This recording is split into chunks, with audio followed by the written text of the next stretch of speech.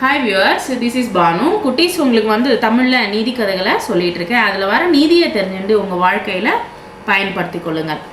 ஒரு ஊரில் ஒரு ராஜுன்ற ஒரு ஆள், விவசாயம் பார்க்குற ஆள் இருந்துட்டு இருந்தார். அவருக்கு வந்து 4 பசங்க. அவங்க 4 பேரும் ரொம்ப சோம்பேறித்தனமாக ஊர் மேய்ஞ்சிட்டு இருந்துட்டு இருந்தாங்க.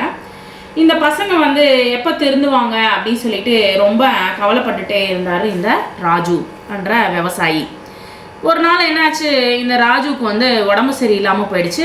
அந்த பசங்களை வந்து கூப்பிட்டு, இந்த 4 பேரையும் கூப்பிட்டு வச்சு ஒரு யோசனை சொன்னார். என்னன்னா, பசங்களா, நான் வந்து ரொம்ப நாள் நான் வந்து இருக்க மாட்டேன், நான் செத்து போயிடுவேன். நான் வந்து கஷ்டப்பட்டு நான் ஒரு பெரிய தங்கம் சம்பாதிச்சு வச்சுருந்தேன். அந்த தங்கம் வந்து நம்மளுடைய இடத்துல வந்து, தட் மீன்ஸ் வந்து ஃபீல்டில் வந்து நான் என்ன பண்ணேன், விவசாயம் பார்க்குற பூமியில் வந்து பதுங்கி வச்சுருக்கேன். அது எங்கே இருக்குன்றது வந்து எனக்கு ஞாபகம் இல்லை அப்படின்னு சொல்லிட்டு சொன்னார் இந்த ராஜு. சொன்ன உடனே அந்த பசங்க வந்து, சரி அது எப்படி வந்து எடுக்கிறது அப்படின்னு சொல்லிட்டு கேட்டாங்க அவங்க அப்பா கிட்ட. உடனே அவர் சொன்னார், அந்த பூமியை வந்து நல்லா நோண்டி பாருங்க, எல்லாத்தையும் தோண்டி பாருங்க அப்படின்னு சொல்லிட்டு சொன்னார். சொன்ன உடனே இந்த தங்கத்தை வந்து எப்படியா இருந்தாலும் எடுக்கணும் அப்படின்னு சொல்லிட்டு அந்த பசங்க வந்து அந்த பூமியை வந்து நல்லா தோண்டி வச்சுருந்தாங்க. அதுக்கப்புறமா வந்து தோண்டி முடித்த உடனே என்னாச்சு, அதுக்கப்புறமா என்ன பண்ணணும், ஆனால் வந்து அந்த பூமியில் வந்து தங்க பெட்டி காணவே இல்லை அப்படின்னு சொல்லிட்டு அவங்க அப்பா கிட்ட வந்து சொன்னாங்க. சொன்ன உடனே, சரி பூமியை எப்படியும் வந்து நீங்கள் தோண்டி வச்சுட்டீங்களவா, அதனால் வந்து நீங்கள் என்ன பண்ணுறீங்க, நிறைய வந்து நெல்லுகளை நடுங்க அப்படின்னு சொல்லி சொன்னார்.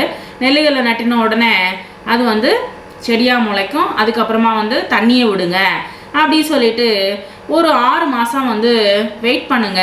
அதுக்கப்புறமா வந்து அந்த நட்டுலாம் வந்து வெளியில் வந்த நட்டு விவசாயம் வந்து பூமி வந்து நெல்லுலாம் வந்து நல்லா வளர்ந்த உடனே அதுக்கப்புறமா வந்து தோண்டி நம்ம தங்க பெட்டியை வந்து எடுத்துக்கலாம் அப்படின்னு சொல்லிட்டு சொன்னார் அந்த பசங்க கிட்ட.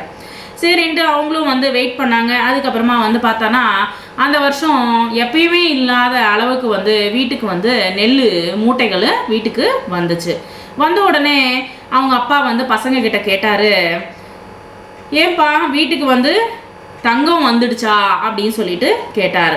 அப்போ தான் அந்த பசங்களுக்கு புரியவே இல்லை. என்னப்பா தங்கம் வந்துச்சாவா, நாங்கள் தோண்டவே இல்லையே, பெட்டியில் வந்து காணவே இல்லையே, எங்கே வந்துச்சு தங்கம் அப்படின்னு சொன்ன உடனே, இல்லைப்பா நீங்கள் வந்து 4 பேரும் வந்து சேர்ந்து கஷ்டப்பட்டு விவசாயத்தை பார்த்துட்டு அந்த பூமியில் இருக்கிற அந்த விவசாய நெல் தான் நம்ம வீட்டுக்கு வந்திருக்குல்லவா, அதை தான் நான் வந்து தங்கம் அப்படின்னு சொல்லி சொன்னேன். நீங்கள் மாறணுன்றதுக்காக தான் நான் வந்து ஒரு பொய்யை சொன்னேன், ஒரு பெட்டியில் வந்து தங்கம் வச்சுருக்கேன்னு சொன்னேன். அதனால் வந்து நீங்கள் என்ன பண்ணணும், இதை வந்து புரிஞ்சுண்டு விவசாயத்தை பார்த்தீங்கல்லவா, ஸோ அதுக்கு வந்து ரொம்ப நன்றி அப்படின்னு சொல்லிட்டு அவங்க அப்பா வந்து பசங்கக்கிட்ட வந்து சொன்னார். அப்போ தான் புரிஞ்சிச்சு இந்த பசங்களுக்கு வந்து அவங்க அப்பா ஏன் இது போல் சொன்னார், நம்மளை வந்து மாற்றுறதுக்காக எப்படி சொல்லியிருக்காரு அப்படின்னு புரிஞ்சுட்டாங்க இந்த பசங்க. ஸோ குட்டீஸ், இதனால தெரிஞ்ச நீதி என்னது, அப்போதுலேருந்து இந்த பசங்க வந்து விவசாயம் பார்த்து நல்லா சம்பாதிக்க ஆரம்பித்தாங்க. ஸோ இதனால் தெரிஞ்ச நீதி என்னது, எப்பயுமே வந்து 4 பேர் வந்து கஷ்டப்பட்டு அந்த வேலையை செஞ்சுட்டு அதனுடைய பலம் வந்து எப்படி இருக்கும்னா அதிக மடங்கு இருக்கும் அப்படின்ற இந்த கதை மூலமாக நம்ம தெரிஞ்சுட்ட நீதி. Thank you very much.